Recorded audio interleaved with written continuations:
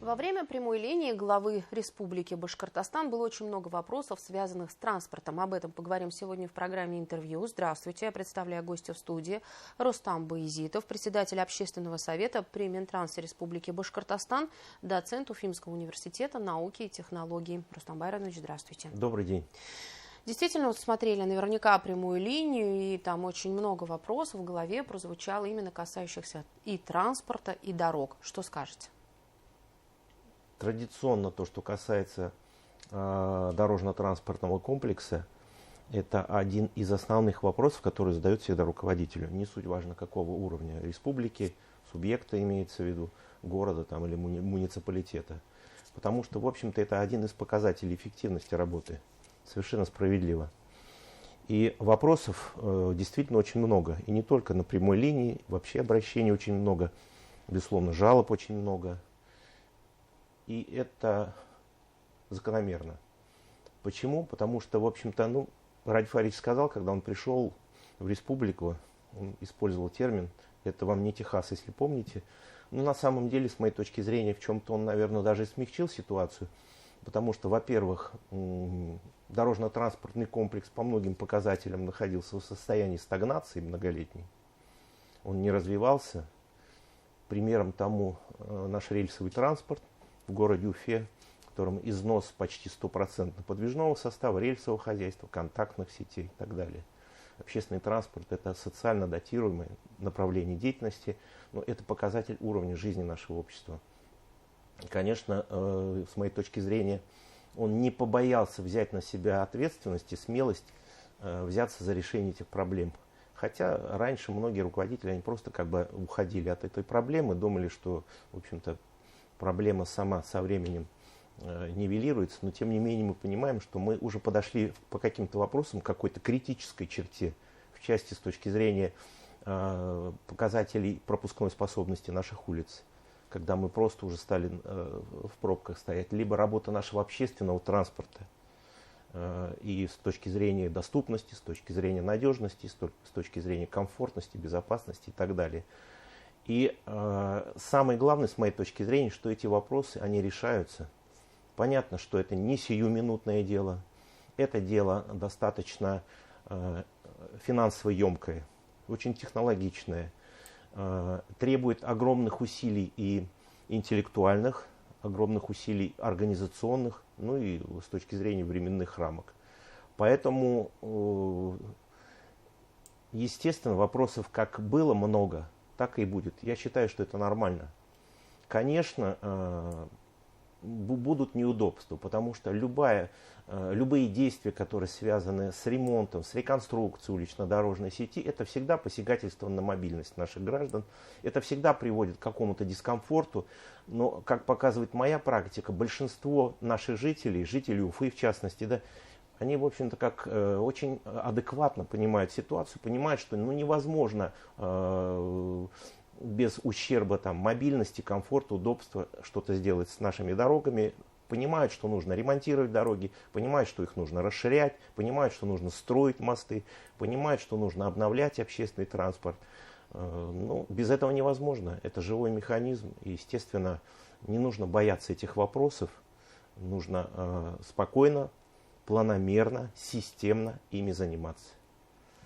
Один из вопросов, который прозвучал во время прямой линии, касался именно южных ворот, и именно улицы Пугачева. Это тоже один из таких объектов, который, понятно, что в одночасье не сделать, и здесь такой достаточно сложный процесс идет.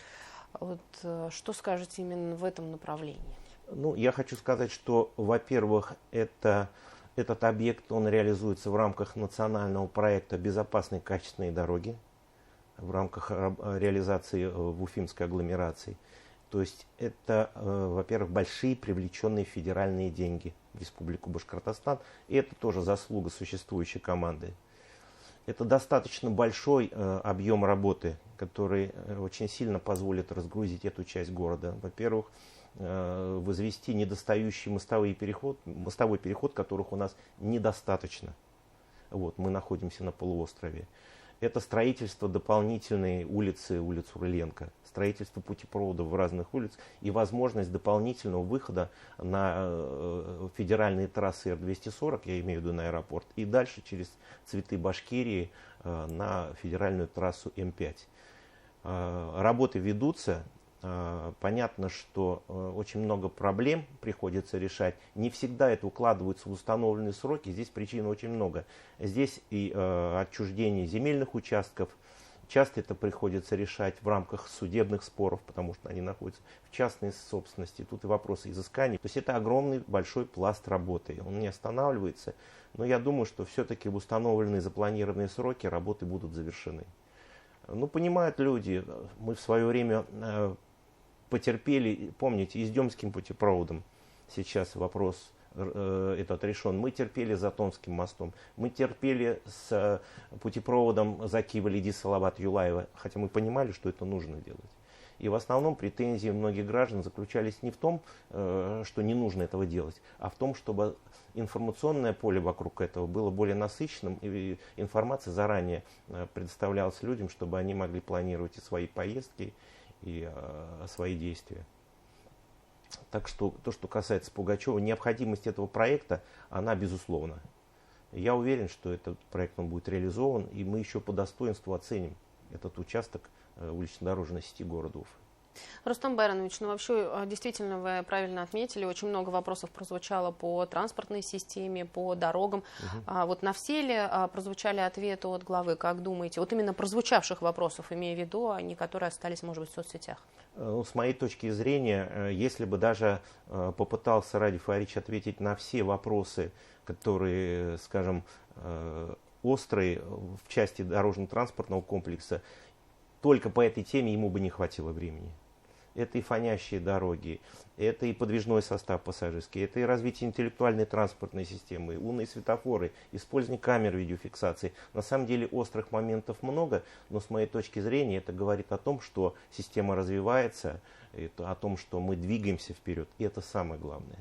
Но есть и положительные моменты, то есть, несмотря на то, что острая проблема, это действительно область, где есть много вопросов, они есть решенные вопросы. Ну, самой большой проблемой, с моей точки зрения, то есть их несколько. Первое, не будем лукавить, и об этом говорил глава республики, нам пока недостаточно денег, потому что даже с точки зрения протяженности дорог мы одни из лидеров Российской Федерации. А если учитывать дороги, которые используют и принадлежат Башнефти, наверное, может быть, мы и самые большие по протяженности дорог. И необходимый бюджет, он огромен. Поэтому, естественно, приходится лавировать, приходится выбирать наиболее острые моменты, появляются проекты и фонящих дорог. И, естественно, вот эта нагрузка, которую мы пытаемся, как многие думают, решить в краткосрочной перспективе, конечно, это невозможно. Поэтому приходится и лавировать, и распределять нагрузку планомерно, и вычленять наиболее важные объекты с точки зрения повышения пропускной способности, с точки зрения повышения безопасности дорожного движения. Ну, к сожалению, по-другому не получается. Обсуждали еще один вид транспорта, который сейчас волнует не только, наверное, уфимцев, но и всех жителей республики. Это именно трамвайная реформа, трамваи. Нужно ли развивать именно это направление? Вы знаете, не скажу ничего нового, в том числе для специалистов, для экспертов.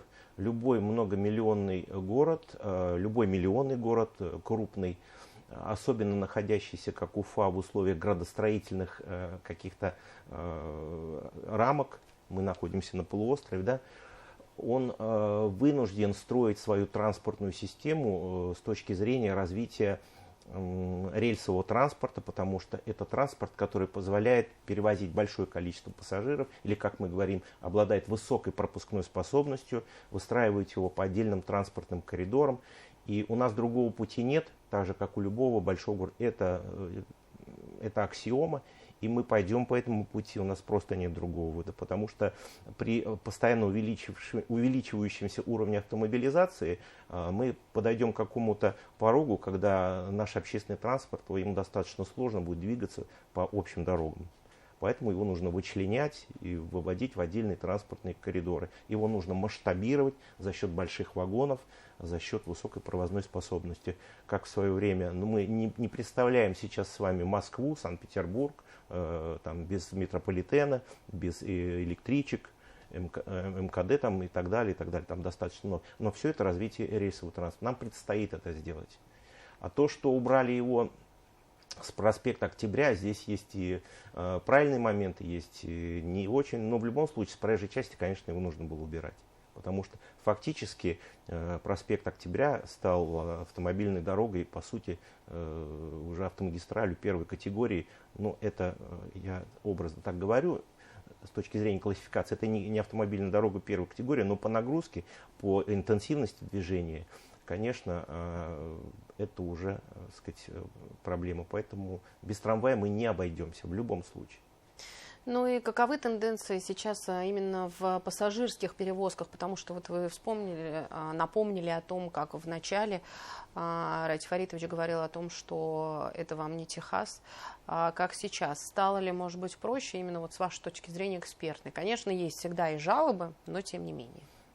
Ну, здесь очевидно, движение наше направлено, во-первых, насыщением подвижного состава, которого, к сожалению, до сих пор не хватает. Не просто подвижного состава, это с высоким классом экологичности, с высокой провозной способностью. Это большеформатные автобусы, низкопольные, потому что вопросы доступной среды с нас никто не снимал.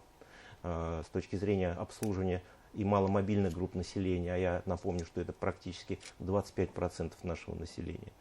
Вот. Это вопросы внедрения и интеллектуальной транспортной системы, с точки зрения обслуживания общественного транспорта, информативности, работы с билетами, кассовой дисциплины и так далее.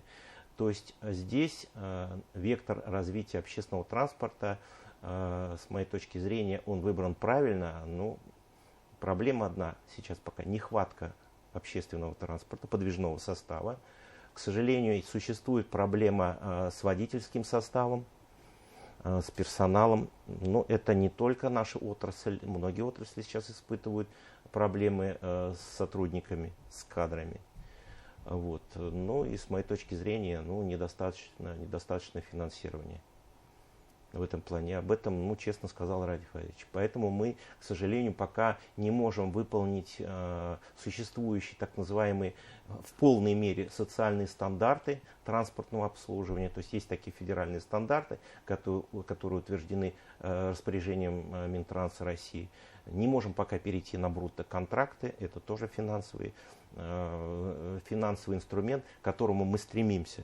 Но я думаю, мы дойдем до этого. То есть это существенно позволит улучшить и вопрос обслуживания транспортного. У всех зрителей будет интересовать, естественно, вопрос, сколько это времени займет? Это много нюансов. Здесь вопрос, как я уже сказал, финансирования и вопрос работы новой команды, которая придет. Рустам Байранович, спасибо огромное, что пришли сегодня к нам в студию и ответили на наши вопросы. Это была программа «Интервью». Спасибо, что были с нами. Спасибо.